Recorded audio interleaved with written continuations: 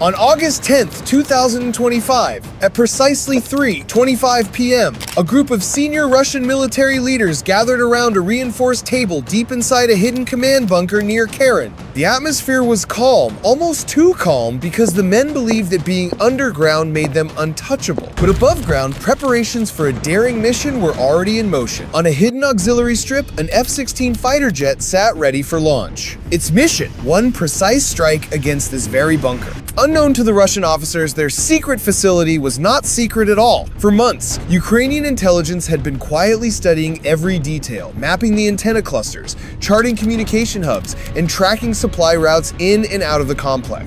The Ukrainians knew the weak points better than the Russians themselves. What the commanders didn't realize was that in just a few minutes, a single F-16 would deliver two powerful 454 kilograms JDAM-ER bombs into the very heart of their underground headquarters. But this wasn't going to be a simple fire and forget attack. Far from it. The operation demanded precision, a low-altitude approach across dangerous terrain, minute-by-minute course corrections to stay invisible to radar, a carefully timed climb into enemy airspace, and a split-second strike window. By the time the jet reached 68 kilometers east of the Kherson command bunker, everything had to line up perfectly. The Ukrainian Air Force had handpicked a single F-16 for the mission. There would be no escorts, no traditional support, only decoy drones buzzing overhead and surveillance UAVs feeding live intelligence to the pilot. Every element had to be synchronized to perfection. At 2:57 p.m., ground crews completed pre-takeoff checks. Two GBU-62 JDAM-ER bombs were loaded beneath the wings. A delayed fuse was carefully set in the tail, ensuring maximum underground penetration. A chaff pod was mounted beneath the fuselage, while AIM-120 missiles stood guard at the wingtips. To counter threats, the jet carried an AN/ALR-56M radar warning receiver and an ALE-50 tow decoy system.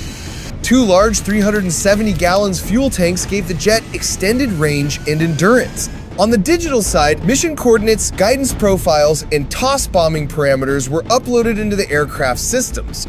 The briefing repeated one crucial point. The pilot must hug the terrain at 50 to 60 meters altitude. Flying this low took advantage of the Earth's curvature, keeping the F-16 below the radar horizon and drastically limiting the detection range of even advanced S-300 or S-400 radar. If the jet could stay hidden until reaching standoff range, there was a chance, just a chance, that it could slip in, drop its payload, and escape before Russian defenses reacted. At 3 p.m., the F-16's afterburner roared to life. The aircraft lifted from the mobile strip, retracted its landing gear, and immediately dropped low, weaving just above the ground in a nap-of-the-earth flight profile. This wasn't a game of simple hide-and-seek. Flying so close to the ground meant the flight computer constantly adjusted for turbulence, wing stress, and engine stability. Even a small foreign object sucked into the intake could prove catastrophic. To reduce risks, Ukrainian planners had charted a clean corridor based on satellite imagery, minimizing debris and hazards. Meanwhile, surveillance drones observed the bunker. Antennas rotated steadily, doors opened and shut, everything confirmed that a meeting was underway underground. But the most dangerous part of the mission wasn't the approach, it was the pop-up climb required for the bombs to reach their target. That moment would push the aircraft above the radar horizon, guaranteeing Russian systems would light up. At 3:18 p.m., the Ukrainian decoy package came online. Dozens of mini UAVs sprayed out false radar signatures, creating confusion in Russian tracking systems, and broadcasted digital noise, while others left optical traces to trick human observers.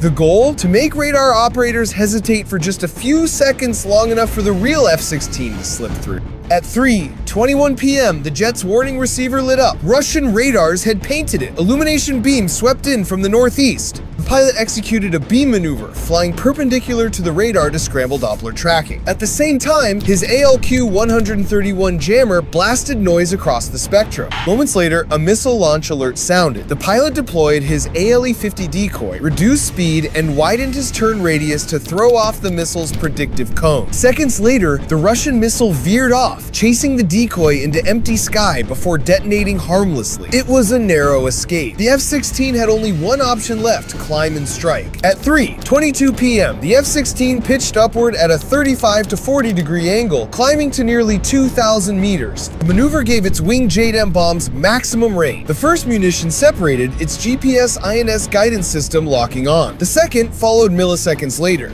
The pilot immediately nosed the jet downward, slipping back into the low-altitude escape corridor. The bombs entered glide mode, their extended-range wings deployed, carrying them kilometers forward like silent gliders. With a delayed fuse of 1.1 seconds, they were designed not for surface explosions, but for devastating underground shock waves. Why delayed? Because the target was deep below. The bombs needed to burrow just far enough to collapse the bunker's air system and crush its interior chambers with concussive pressure. At 3:27 p.m., the first bomb slammed into the bunker's main ventilation shaft. The resulting shockwave crushed pressure chambers and collapsed structural supports. A second explosion followed seconds later, toppling floors, snapping power lines, and shattering walls. Inside the bunker, chaos erupted. Around 25 high-ranking Russian officers, including the battalion commander, staff chiefs, planners, and engineers, were trapped. Escape was impossible. Within seconds, the command hub was nothing but rubble and darkness. The F-16 was already racing home. By 3:39 p.m., just 17 minutes after takeoff, the jet touched back down on its mobile strip. No tracking, no radio chatter, clean and silent. The destruction at Kherson set off a domino effect across the front lines. With the bunker gone, artillery fire was halted. Supply convoys froze, awaiting approval. Own flights were grounded. Engineering work stopped cold. Forward units received no new order. For 72 hours, the Russian front operated in confusion. Some units received duplicate orders. Others sat idle, waiting for directives that never came.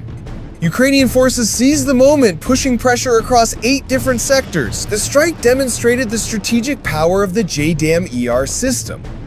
These bombs weren't designed to level cities or create massive craters. Their real genius was internal destruction, collapsing underground command structures, severing communications, and paralyzing decision-making. Fences could adapt, building deeper shelters, adding redundant systems, layering radar.